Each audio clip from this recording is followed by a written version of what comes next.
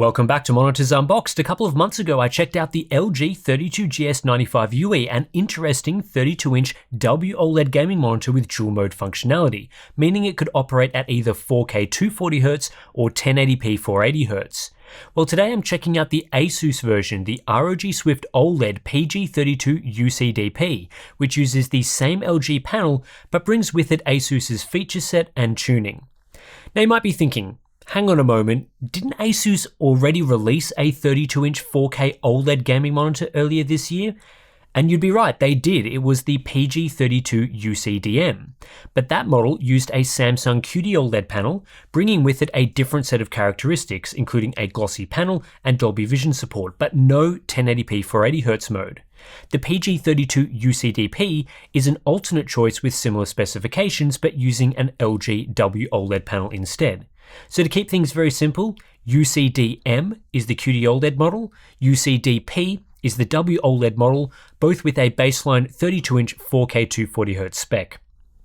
To make choosing between the models even more difficult, Asus have given them the same price tag of $1,300 US, but this does make the PG32UCDP cheaper than the LG 32GS95UE, which has a $1,400 MSRP. Maybe LG caught wind of this release though, as they're currently running a limited time discount that drops their variant to $1,200. Interesting timing to say the least. The PG32UCDP looks very similar to the PG32UCDM, with Asus reusing their 32-inch OLED design for the most part. The front is dominated by the large WOLED panel with slim bezels on all four sides, along with an ROG logo that pops out below the display. Behind this logo is where you'll find the OSD controls. Then on the back, we have the usual central box design, which houses all the main display components, and the thin OLED panel extends outwards from there. Asus continues to use quite a gamery design with a large RGB LED logo on the rear panel, multiple different plastic finishes, and lots of angular elements. There's even the silly projected ROG logo out of the bottom of the stand pillar. Speaking of the stand, it's a standard ROG design with 3 elevated metal legs and a strong pillar that supports height, swivel, and tilt adjustment. For ports, Asus have included a decent range of connectivity, including one DisplayPort 1.4 with DSC, 2 HDMI 2.1 48 gigabits per second ports with DSC, and a USB-C port with DP alt mode and 90 watts of power delivery. In addition, there's a 3-port USB 3.2 hub and a built-in KVM switch, something the LG model doesn't have. All ports support full 4K 240Hz, but DSC has to be used whether you choose HDMI or DisplayPort, which I personally think is a non-issue. DSC can also be disabled in the OSD for compatibility reasons at the cost of refresh rate. The UCDP's OSD feature set includes a lot of what we've seen from Asus before, including multiple color modes, unlocked color space emulation, several OLED care features, and plenty of gaming stuff like crosshairs, shadow boosting, and a sniper mode. Asus have also taken the opportunity to add in some pretty dubious AI assistant features to capitalize on the AI hype train. For example, the AI crosshair is just a normal crosshair, usually blue or green, but instead this time it changes color depending on the background. So if the background is dark, the crosshair turns white. If the background is orange, the crosshair turns pink.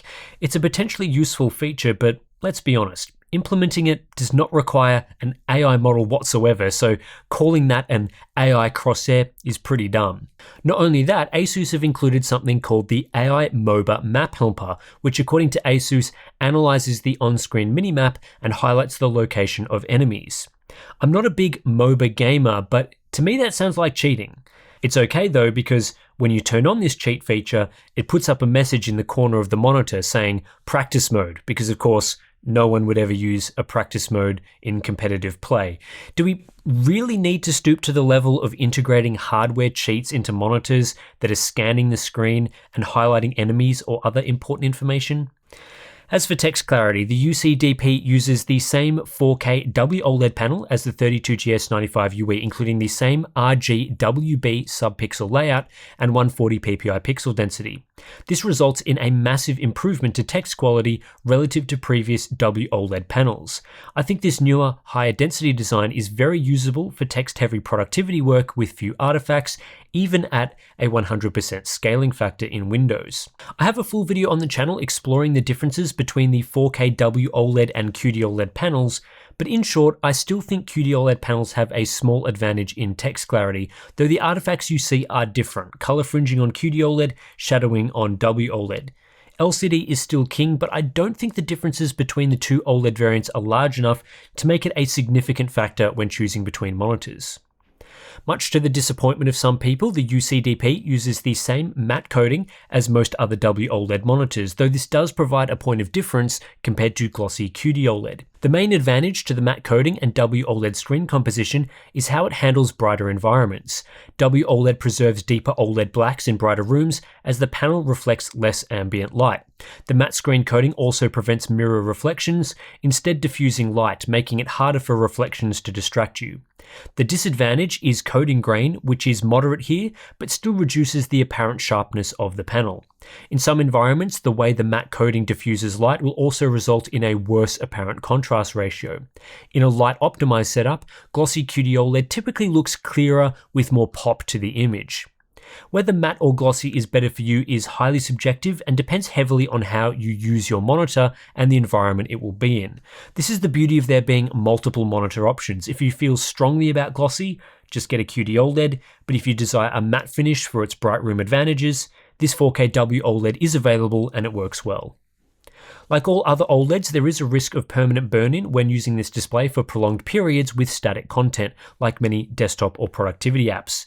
This makes it difficult to recommend for people that primarily use their monitor for work, with only the occasional amount of gaming or content consumption. But for those that mostly use their monitor for entertainment, this should be a non-issue. Asus also offer a superior burn-in warranty to LG with their variant. The Asus website clearly specifies a 3-year warranty that includes panel burn-in. Meanwhile, LG only offer a 2-year warranty, and there's no specific mention of burn-in coverage. LG claim they actually do cover burn-in, but so far they've only been able to claim that over email rather than clearly specifying it on their website, which I don't think is good enough. In its main 4K 240Hz mode, response time performance is excellent, as it is for other OLED displays that we've tested so far. OLED offers lightning fast response times, around the 0.3 to 0.4 millisecond mark at its maximum 240Hz refresh rate, and that leads to fantastic motion clarity. OLEDs also maintain the same performance at all refresh rates, so even when testing at 120 or 60Hz, we see similar results. This is a nice benefit for variable refresh rate gamers that results in a single overdrive mode experience. In contrast, many LCDs typically perform worse at lower refresh rates relative to their maximum refresh. The major limiting factor to OLED motion performance right now is the refresh rate itself. As a sample and hold monitor, OLEDs do still have some blur in fast motion scenes, and the level of blur depends on the refresh rate. At 4K 240Hz, clarity is superb, but when running the display closer to 60Hz, clarity is reduced simply because the refresh rate is reduced, even though response time performance is basically identical at 240 and 60Hz. Still, having such fast response times gives OLED a noticeable advantage over a slower response time LCD running at the same refresh rate. There is effectively no difference in response time performance between this WOLED and other OLED monitors, including QD-OLED variants. This means motion clarity is identical when the refresh rate is the same. However, OLEDs are much faster than even the fastest LCDs I've tested, and this is true whether we look at the best performance or average performance across the refresh rate range. Not only are OLEDs fast, they also have no overshoot artifacts, which can be an issue with some LCD models. When viewing cumulative deviation results, we can see that OLEDs get much closer to ideal response time behavior, and in most cases offer performance an order of magnitude better in this metric than LCDs. In practice, this leads to around a 1.5 times advantage in clarity at a given refresh rate, so 240Hz OLEDs like the UCDP offer a similar experience to 360Hz LCDs. Like the LG 32GS95UE and unique to WOLED variants, the UCDP also offers a 1080p 480Hz configuration, which is accessible through a toggle called Frame Rate Boost. When switching into this mode, the only thing that changes is the refresh rate and resolution. It otherwise performs exactly the same as the 4K mode. So the same response times, input processing lag, HDR support, and color performance. Obviously, the 1080p 480Hz configuration is designed exclusively for fast-paced gaming. Text clarity and sharpness in this mode is pretty bad, but it's not overly noticeable when playing games like CS2 or Apex Legends. Provided you have a fast PC, you're more likely to benefit from the higher refresh rate, better motion clarity, and lower overall input lag than a higher resolution in those types of games. The only real difference between the 480Hz mode on the Asus model and the LG model is the size emulation modes. Both variants offer settings that emulate the size of a 27-inch or 24-inch monitor, but only the LG model allows you to do so with variable refresh rates enabled. On the Asus model, you have to disable adaptive sync to access this feature, which makes it less useful, though I'm not sure how many people would actually use this configuration. Some competitive gamers have told me they prefer smaller 24-inch screens as it makes it easier to have every enemy in your field of view, so I'll take their word for it. Asus also offer a pixel by pixel mode, which offers what should be 1-to-1 pixel mapping and a 16-inch display area, but it looks atrocious and quite pixelated, so that doesn't really seem to work properly. What's of most interest with this mode is motion clarity. At 480Hz with no black frame insertion, this is a very clear monitor, a step better than what we've seen from 1440p 360Hz QD-OLEDs. Looking at the Blurbuster's UFO test, the text, for example, is the most readable it's ever been, even in comparison to the 540Hz TN LCD PG240QP. Given you get this clarity with full adaptive sync and HDR support, I'd say this is the most versatile and possibly the best high motion clarity mode I've tested yet. With OLED typically offering around a 1.5 times clarity boost compared to LCD at the same refresh rate, what we're seeing here should be equivalent to an LCD operating above 700Hz. Don't worry, the 4K 240Hz configuration also delivers excellent motion clarity, though it's basically the same as we've seen from other 240Hz OLEDs. I think the majority of gamers using this panel will stick to the 4K mode most of the time, but if you need the extra clarity, the 480Hz mode is a great choice. The only legitimate challenger to a 480Hz OLED in motion clarity at the moment would be a 540Hz LCD with backlight strobing enabled, such as the PG248QP with ULMB2. It's actually a lot closer than I thought it would be, but in edge case scenarios, especially super fast motion, a strobed LCD does deliver superior clarity. With that said, backlight strobing on something like the PG248QP is highly restrictive, and you have to sacrifice variable refresh rates and HDR. You have to run your game at a locked frame rate that matches the refresh rate for it to work properly, and typically we only see this performance from TN LCDs, which have other issues like terrible viewing angles. The PG32UCDP gives you great motion clarity in a much broader range of conditions, so this 1080p 480Hz mode is a big winner in my opinion. Asus offer two additional features that separate this display from the pack. One is ELMB black frame insertion, which the LG model doesn't support. This feature works to boost the clarity of 120Hz gaming up to the level of 240Hz by displaying every second frame as a black frame. It achieves this through technically running at 240Hz for a 120Hz signal input. Interestingly though, you can only use ELMB at 120Hz in both the 4K and 1080p dual mode configurations. There's no support for ELMB at 1080p 240Hz, which would have effectively run the monitor at 480Hz. You also have to sacrifice variable refresh, HDR, and some brightness to run this configuration. At 240Hz using ELMB does look clearer than not using ELMB, but the implementation is far from perfect. As this is simply showing a black frame every second frame, the non-black image frames have a long strobe length, the length of each refresh cycle, which does lead to some blur relative to a well-strobed LCD that typically would produce a much shorter, sharper pulse. A short image pulse with a long black cycle produces the best image clarity, but this OLED really isn't capable of doing this. All it's doing is running its normal refresh cycle and just showing a black frame every second frame. The end result is that the ELMB mode at 120Hz looks similar to the 240Hz mode without BFI, while being much more restrictive. It's a nice bonus feature, but I personally wouldn't use it, and it's not able to deliver the crystal clear output of the best backlight strobed LCDs. The second feature is OLED anti-flicker, designed to combat variable refresh rate flicker in rare scenarios. Like we saw in the Asus XG27AQ-DMG, all this feature does is nerf the VRR range. With this setting off, the monitor uses a 48 to 240Hz range, with low frame rate compensation giving us an effective VRR range of 0 to 240Hz. With anti-flicker on middle, the VRR range shrinks to 80 to 240Hz, and on high it shrinks further to just 160 to 240Hz. In the 1080p mode, the ranges are 200 to 480Hz on middle and 250 to 480Hz on high. The good news here is that this is a less aggressive nerf than we saw with the initial XG27AQ-DMG implementation. The middle mode retains LFC support and an effective 0 to 240Hz or 480Hz range, just with LFC activating more often.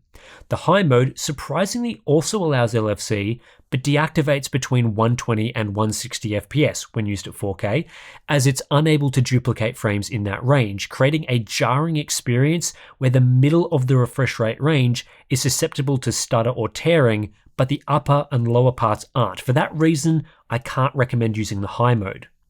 Anti-flicker on middle, though, seems to work well and is a setting to consider using. Across extensive OLED gaming, I haven't encountered many instances of flickering during actual gameplay, but there's the occasional menu or loading screen where it occurs.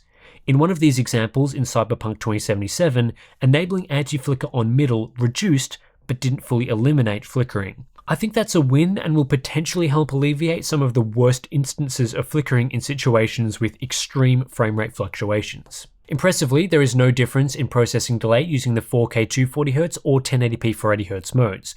I recorded a 0.2 millisecond delay in both configurations, which is similar to the 32GS95UE and other 4K 240Hz OLEDs.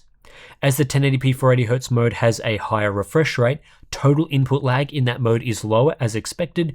It's a very responsive experience. You'll also see similar input latency in the HDR mode, so no changes there.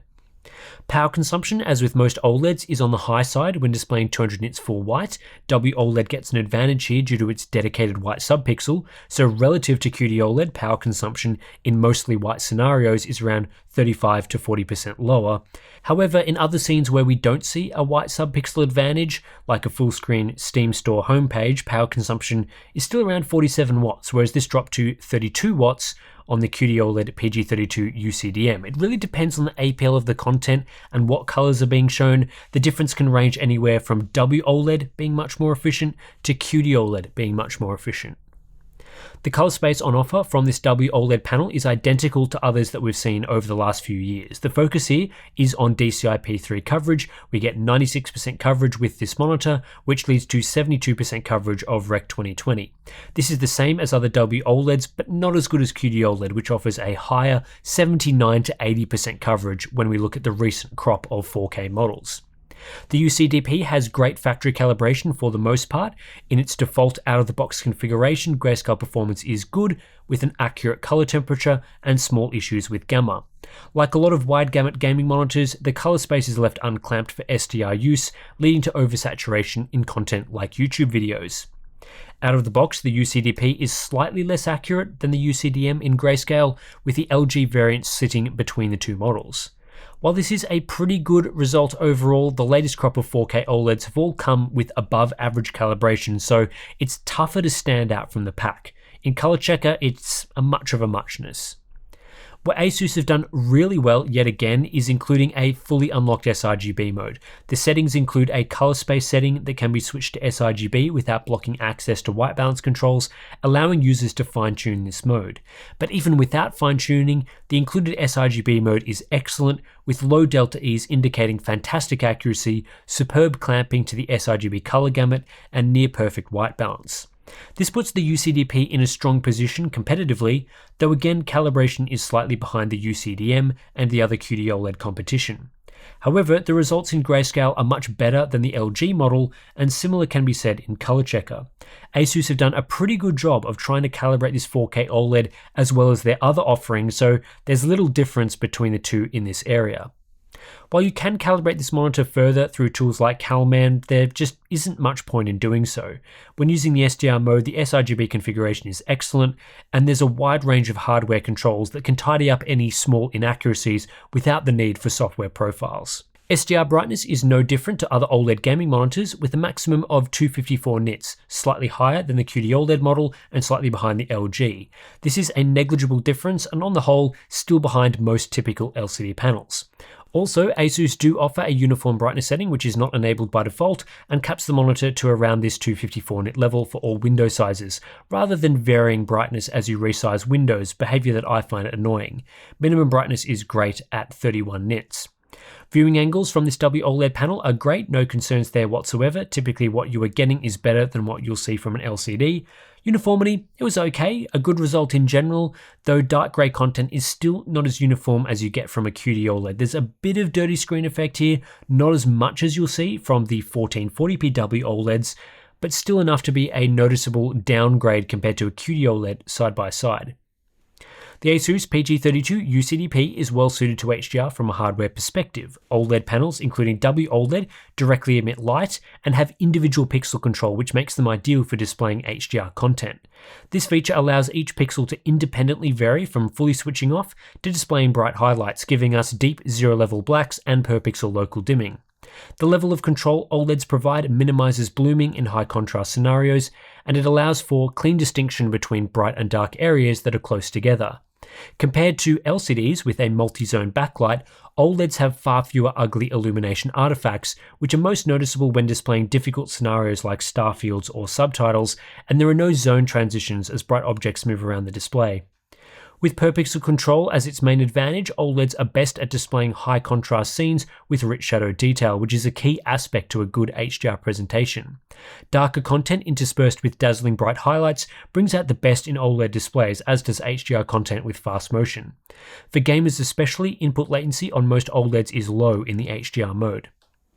The weakness to the HDR presentation on an OLED is overall brightness. While peak brightness can be high in the best cases, full screen brightness is low, and this limits the punch in bright daytime scenes. LCDs may not have per pixel control, but zoned backlights can simply get significantly brighter in bright scenes. Depending on what you want out of an HDR monitor, your preference could swing more towards LCD or more towards OLEDs, but typically speaking, OLEDs are a great choice that deliver a fantastic HDR presentation. I'd love to say the Asus PG32UCDP comes with one great HDR mode that does everything well, but that's not the case. There are multiple main HDR configurations, each with its own set of compromises. The three major ones that we found are as follows. The default configuration is the console HDR mode with the adjustable HDR setting disabled. This mode has a peak brightness of just over 800 nits, but suffers from elevated brightness in the upper part of the EOTF curve. This means that while shadow detail and midtones are generally accurate, highlights are too bright. I also spotted some weird results with larger window sizes, which thankfully indicate no high APL dimming like we get on QD-OLEDs, but almost the reverse, where brighter parts of bright scenes are too bright.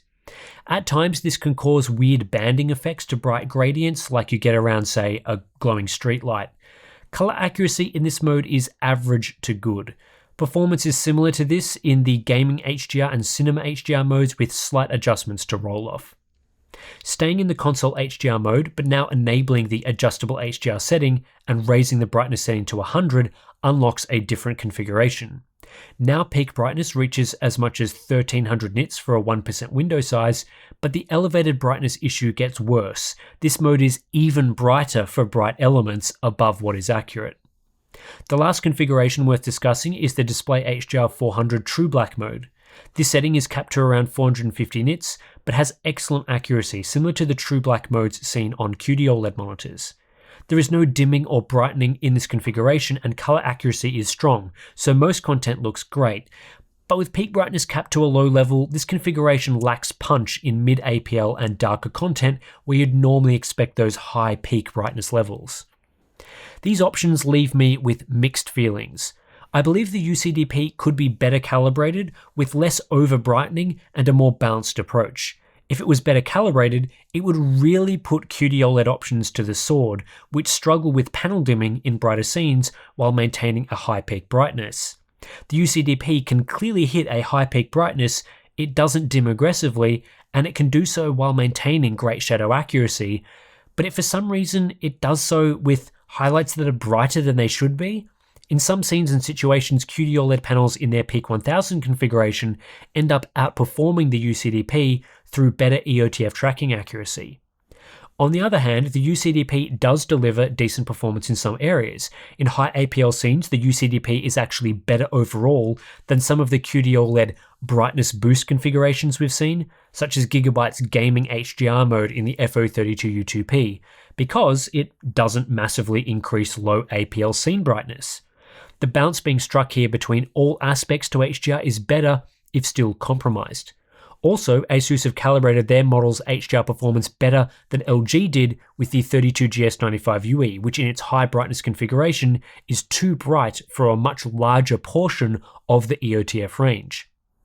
In synthetic brightness tests, full screen brightness is very similar between all OLED models. When we look at 10% window brightness, both console HDR configurations hit nearly 800 nits, which is much brighter than QD-OLED and similar to the latest range of WOLEDs. However, the true black mode lags behind at just 470 nits. Then for 2% brightness, the PG32UCDP is one of the brightest monitors going around, pumping out 1200 nits in the brightest configuration, slightly higher than the LG model and around 20% brighter than QD-OLED competitors. The real scene brightness results are certainly interesting. The true black mode is obviously quite dim, though accurate. Meanwhile, the console HDR configurations are much brighter, but their mid-APL brightness results exceed accurate levels by a decent amount. This creates a stark contrast between the brightest PG32UCDP and PG32UCDM configurations. The WOLED model is too bright, the QD-OLED model is dimmed for mid and high APL scenes. Beyond that, there isn't much of a real-world difference from enabling adjustable brightness and setting it to 100. Most scenes are unaffected, with some of the brightest elements getting a small boost.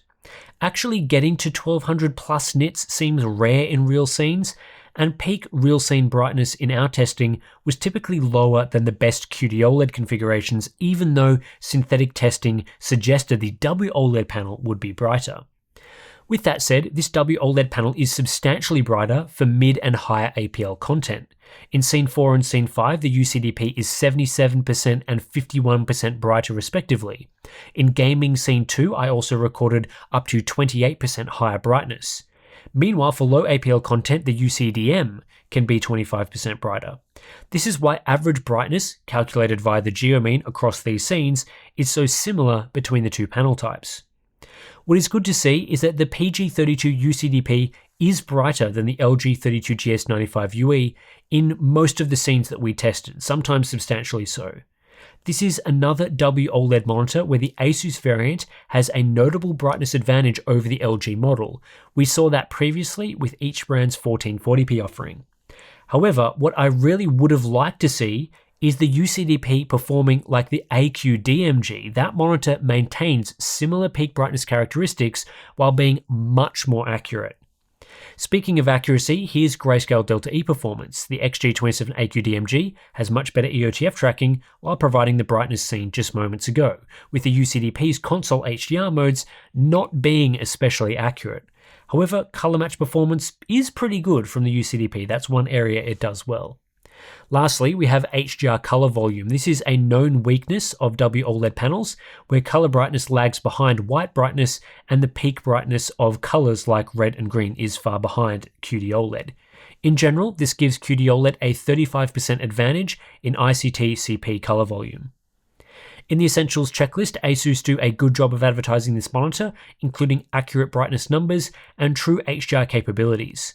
DCI-P3 gamut coverage is borderline exaggerated, and there's the usual issues around response time numbers being misleading. In the feature support matrix, Asus get a lot of green ticks due to the performance of the panel, including strong contrast results and the ability to push up to 480Hz. Input lag is low, there's an sRGB mode with unlocked settings and KVM switch support. However, there are still minor concerns around flickering, there's no Dolby Vision support, and its BFI capabilities are limited despite generally having excellent motion clarity. Coming into the review of the Asus ROG Swift OLED PG32UCDP, I wanted to answer three main questions. Is this a good gaming monitor? Is this better than the LG 32GS95UE that uses the same panel? And is this worth buying instead of a 32-inch 4K QD-OLED, including Asus's own PG32UCDM? Speaking generally, I think that yes, this is a very good gaming monitor. The 32-inch 4K WOLED panel is fast, produces an outstanding contrast ratio, and has per-pixel control for stunning HDR performance.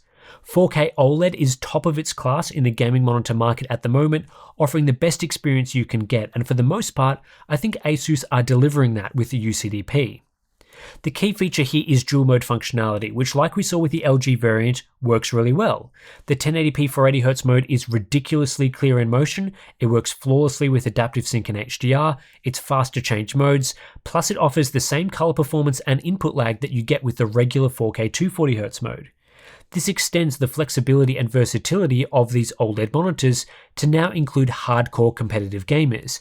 You can really do anything on this display, from beautiful, highly detailed single-player gaming using the 4K HDR mode to fast-paced competitive shooters at 1080p 480Hz. No matter the type of gaming, I think you'll find something to like about this monitor. This latest generation of WOLED panels brings with it several improvements as well compared to previous iterations, headlined by much better text quality and better brightness characteristics. This is a decently bright monitor as far as OLEDs go, which helps deliver strong HDR performance. Now, is the Asus model better than the LG model? I think it is, and that's down to a few key benefits. The Asus model is brighter in our real scene testing, and it's better calibrated in both the SDR and HDR modes, even if HDR calibration isn't amazing. Asus have also included a much stronger feature set, packing in an anti-flicker setting that seems reasonable, ELMB black frame insertion, USB-C connectivity, and a KVM switch. As it uses the same panel, most other characteristics are close to identical between the models, though the LG model does support hardware calibration. With the Asus model having a lower MSRP than the LG model, it's a no-brainer to grab the PG32UCDP at $1,300 US if you're after the benefits of the WOLED panel, particularly its 480Hz mode. But LG tend to be much more aggressive at dropping the prices of their displays, and that's already started with the 32GS95UE dropping to $1,200. That's probably not enough of a discount right now to get me to change my mind. I think I'd happily pay $100 more to get the better Asus model, but in a few months I expect this price difference to widen. At a 20 to 30% discount, the LG model would look pretty good, and I'm confident it will hit that price at some point. So Asus need to stay on top of pricing and make sure the UCDP isn't ludicrously expensive in a few months from now, especially outside the US, where Asus pricing can often be quite outrageous. And finally, should you choose this 4K WOLED over a 4K QD-OLED panel? I have an entire video covering this very question in detail that shows many more comparisons of things like text quality and the screen coding, so that's well worth a watch if you were tossing things up. But to quickly summarize that video, it's difficult to say which panel is better, and I don't think there's a clear winner. It depends on the sorts of features you are interested in. The benefits of going with the PG32UCDP is its 1080p 480Hz mode, stronger brightness characteristics in brighter HDR scenes with less propensity for panel dimming, and in some environments the matte screen coding will offer a superior experience. The benefits to going QD-OLED, like say the PG32UCDM, is its glossy screen coding that offers better clarity in some environments. Some monitors support Dolby Vision, it has a wider color volume, and better accuracy in some SDR and HDR configurations.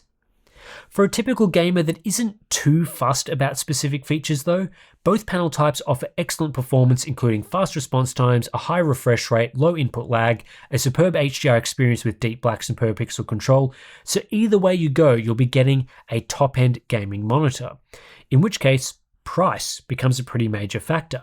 At $1,300 US, the PG32UCDP is priced identically to the PG32UCDM, which makes it a toss-up between the Asus models, but in the grand scheme of things, $1,300 is pretty expensive for a 4K OLED monitor, with QD-OLEDs routinely coming in cheaper than that, usually in the $1,000 to $1,200 range. If you can get a very similar experience from a QD-OLED for a couple of $100 less, in many instances, it just makes sense to grab a QD-OLED like say the MSI 321URX or Dell AW3225QF. It's really going to be a price battle between the various models because the majority of options are great and highly competitive, so do your research, assess all the models, and focus on the features you like as well as the pricing. That's it for this one. If you appreciate this long, in-depth review of the PG32UCDP, then please do consider supporting Monitors Unboxed. The easiest way to do that, just subscribe to the channel, like the video, great way of just supporting it for no cost. But if you do want to support the channel financially support us to make these sorts of videos, then we do have our Patreon and Float Plan accounts. Links to those are in the description below. If you sign up, you'll gain access to some pretty cool benefits. We've got our Discord community, which is a great place to chat about monitors, get recommendations. We've got our OSD settings, ICC profiles, those sorts of things. All that's available to our members. So yeah, that does it for this one. Long video. Thanks for watching. I'll catch you in the next one.